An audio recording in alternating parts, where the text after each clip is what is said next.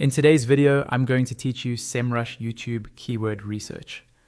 By the end, you'll know exactly how to find video-friendly topics that are easier to rank and are backed by real demand. Start by logging into your Semrush account.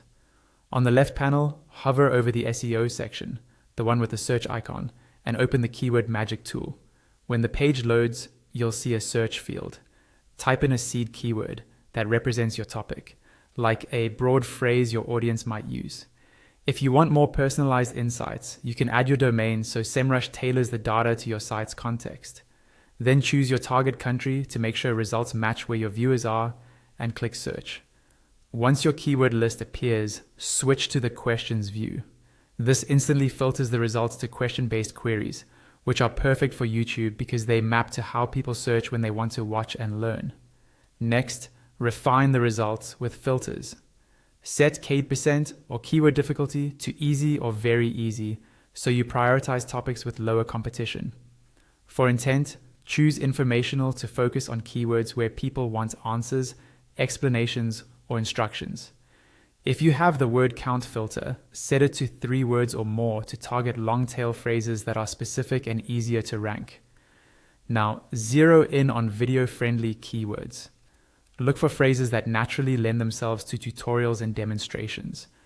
Terms like how-to, tutorial, step-by-step, and for beginners are strong indicators that the audience expects a guided, visual explanation, which is exactly what YouTube does best. These patterns also make it simple to craft clear titles and thumbnails. Before you settle on a keyword, validate demand. First, check search volume. Higher numbers indicate more interest, but balance that with relevance to your channel. Then review keyword% again to confirm competition is manageable. A lower percentage generally means you have a better chance to rank.